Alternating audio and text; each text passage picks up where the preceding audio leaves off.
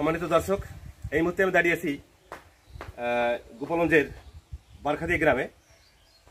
কবি ও সাহিত্যিক সুভাষচন্দ্র ভক্ত তারই বাড়িতে তার নিজ হাতে রোপিত যে জাম্বুরা গাছ, সেই গাছের সঙ্গেই আমি দাঁড়িয়েছি। গাছে অনেক জাম্বুরা ধরেছে।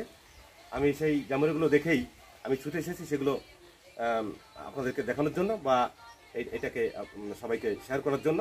তো আজকে আমি এই জাম্বুরা নিয়ে কথা বলবো। তার আগে আমি জানতে চাইব এখানে যিনি গাছ রোপণ করেছেন কবি ও সাহিত্যিক সুভাষচন্দ্র ভক্ত, আমি সেই সুভাষচন্দ্র ভক্তের সঙ্গে একটু কথা বলতে চাচ্ছি।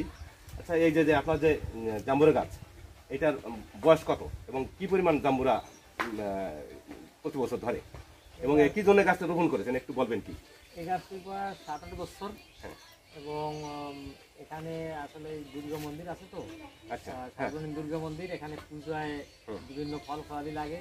তো এই পূজার অর্ঘের জন্য যে ফলগুলো দেয় তার ভিতরে একটা জরুরি ফল হচ্ছে এই জাম্বুরা। এবং সেই পূজার যারা পূজারি আসে তারা সব বীজ এখানে ফেলে যায়।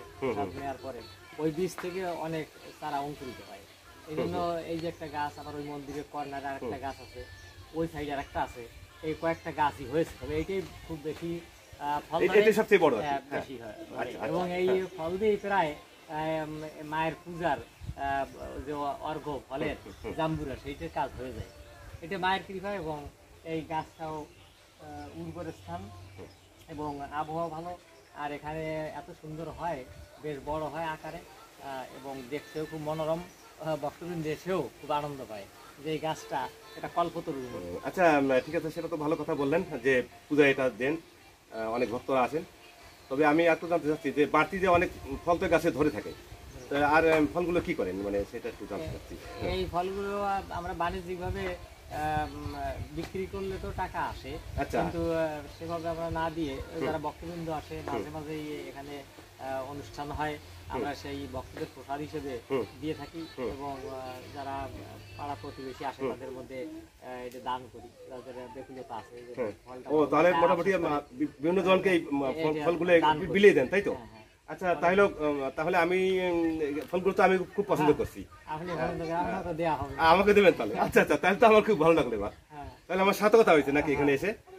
তো বন্ধুরা, আপনারা দেখতে পাচ্ছেন এই যে কবি সুভাষচন্দ্র ভক্তর কাছ থেকে আমি জানলাম যে তারা এই গাছটি থেকে অনেকগুলো ফল প্রতি বছর পেয়ে থাকেন ফলের সিজনে। আর শুধু পূজাই দেন না, এছাড়াও আরও অনেক অতিথিদের, পথচারীদের যারা এখানে ঘুরতে আসেন, ভক্তবৃন্দ আসেন, তাদেরকেও কিন্তু তিনি এগুলো দিয়ে থাকেন। আমরা তবে একটা জিনিস সহজে বুঝতে পারলাম, এই কবি সুভাষচন্দ্র ভক্ত প্রকৃতপক্ষে একজন ভালো মনের মানুষ, এটাই জানলাম।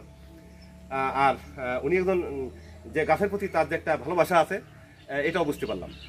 তবে আমি একটা কথা আপনাদের একটু জানাতে চেষ্টা করছি, সেটা হচ্ছে এই যে জাম্বুরা ফল, এই জাম্বুরা ফল এর যে একটা উপকারিতা আছে, সেই সম্বন্ধে আপনাদের একটু ধারণা দেব। তবে তার আগে বলবো যে আপনারা মোটামুটি ভিডিওটি একটি ধৈর্য সহকারে দেখবেন আশা করি। এই জাম্বুরা ফলটি এমন একটি ফল, আমাদের অনেক সময় কোষ্ঠকাঠিন্য দূর করে এই জাম্বুরা ফলটি। আবার অনেক সময় যদি অনেকে ঠান্ডা লেগে থাকে, সেই ঠান্ডা জনিত কারণে যদি টনসিল ফুলে থাকে, সেই ক্ষেত্রেও কিন্তু এই জাম্বুরা ফল খেলে কিন্তু সেটা দূরীভূত হয়, সেটা প্রশমিত হয়। আর আরেকটা বিষয় জানিয়ে রাখছি আপনাদেরকে, এই জাম্বুরা ফলটি এমন একটি ফল, আমাদের অনেক সময় কোলেস্ট্রল, যে দূষিত যে কোলেস্ট্রল, সেটাকে দূর করে দেয়। আর স্নায়ুটাকে সচল রাখে, অর্থাৎ রক্ত চলাচলের যে পথটা সেটাকে সচল রাখে। এটা কিন্তু একটা খুবই উপকারী একটা ফল, এটা আমরা নিঃসন্দেহে বুঝতে পারছি। আর আরেকটা বিষয় আছে, এই যে জাম্বুরা ফলটি, এটা কিন্তু আমাদের রক্তশূন্যতার ক্ষেত্রে কিন্তু এটা অনেক উপকার করে। আর বিশেষ করে জাম্বুরা খাওয়ার যে একটা নিয়ম আছে, সেই নিয়মটাও আমাদের কাছে একটু তুলে ধরছি। সেটা হচ্ছে, এটা কিন্তু কখনো বাসি পেটে বা খালি পেটে এটা খাওয়া যাবে না। এটা সকালবেলা খেলেই সবচেয়ে বেশি ভালো হয়। তবে সকালবেলা খাওয়ার পরে, ভাত খাওয়ার পরে অন্তত 1 ঘন্টা বা আধা ঘন্টা পরে যদি আপনারা খান। তবে একটা বিষয় আপনারা খেয়াল রাখবেন, মরিচ অথবা লবণ মিশ্রিত না করে যদি আপনারা খান তাহলে সেটা উপকার বেশি পাবেন। আর অনেক সময় আমরা আমাদের মুখে রুচির জন্য অনেক সময় এটা খেয়ে থাকি। তবে একটা বিষয় মনে রাখবেন, যদি কারো জ্বর হয়, মুখে যদি অরুচি থাকে, তো সেই ক্ষেত্রে এই জাম্বুরা ফল খেলে পরে কিন্তু মুখে রুচি ফিরে আসে। এটাও কিন্তু আমাদের গ্রাম বাংলার একটি মানে রেওয়াজ আছে। আমাদের যে যারা মুরব্বী আছেন তারা কিন্তু আমাদের এটা শিখিয়েছেন, আমাদের মা ঠাকুরমার কাছ থেকে আমরা এটা জেনেছি। তবে আপনারা জেনে রাখুন, যদি আপনাদের যদি এ ধরনের কারোর কোনো সমস্যা হয়ে থাকে কখনো, তাহলে সেই ক্ষেত্রে আপনারা কিন্তু এই জাম্বুরা ফলটা খাবেন, তাহলে দেখবেন আপনাদের এই উপকারিতা পাবেন। আর আরেকটা বিষয় হচ্ছে, ডায়াবেটিসটাকে কন্ট্রোল রাখে কিন্তু এই জাম্বুরা। তাহলে দেখুন, আমি তো সামান্য কিছুই বললাম, এর আরও অনেক জানার আছে, অনেক কিছু আরও আছে, আমি হয়তো সব কিছু আমার জানা নাই। তবে আমি আমার এই ক্ষুদ্র জ্ঞানে যেহেতু আমি আপনাদেরকে জানানোর চেষ্টা করলাম, আশা করি আপনারা এই কথাগুলো একটু মানে গুরুত্ব সহকারে নেবেন। আর একটা বিষয় হচ্ছে, দেখুন এই যে জাম্বুরা ফলগুলো, এই ফলগুলো কিন্তু আপনাদেরকে একটু দেখানোর চেষ্টা করছি। দেখুন এখানে এই ফলগুলো দেখুন কত কত বড় হয়েছে এবং কত ফল হয়েছে। আর কবি সুভাষচন্দ্র ভক্তের সঙ্গেই আমি এই ফলগুলো আমরা উপভোগ করছি। তো আপনারাও যে যেখান থেকে ফলগুলো দেখছেন, আশা করি আপনাদেরও ভালো লাগবে। তো দেখুন এখানে অনেক ফল ধরেছে, সত্যি আমার মনটা ভরে গেল।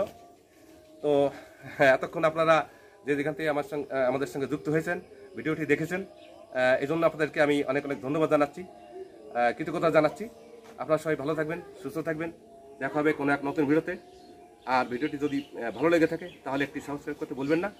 আর এখানে যে কবি সুভাষচন্দ্র ভক্ত, তানাকেও আমি অনেক অনেক ধন্যবাদ জানাচ্ছি এর জন্য যে তিনি একটি ভালো একটি আমাদের এই জাম্বুরা সম্পর্কে কিছু তথ্য দিলেন। এই জন্য আমি তারও আমি মঙ্গল কামনা করছি, ধন্যবাদ জানাচ্ছি। আপনি এখানে আসাতে আমারও খুব ভালো লাগলো, এবং আপনি যে একটা বৃক্ষপ্রেমিকের প্রমাণ রাখেন এটা বোঝা যায়। যে গাছই দেখেন তার সাথে নিবিড় সংযোগ বা তার ভালোবাসা, প্রকৃতি প্রেম, এই জন্যই আপনি হয়তো বা বৃক্ষপ্রেমিক আসছেন। আমার খুব ভালো লাগলো। এই অপরাহ্ন বেলা ভরে উঠলো এই সুশোভিত জাম্বুরা গাছ কাছে এসে, এই ছায়াচ্ছন্ন জাম্বুরার গাছে এই যে একটা স্মরণীয় দিন আমি মনে করি। এই জন্য আপনাকে অনেক অনেক ধন্যবাদ। আচ্ছা, আপনাকেও ধন্যবাদ, আমার খুব ভালো লাগলো। আপনি ভালো থাকবেন। Thank you.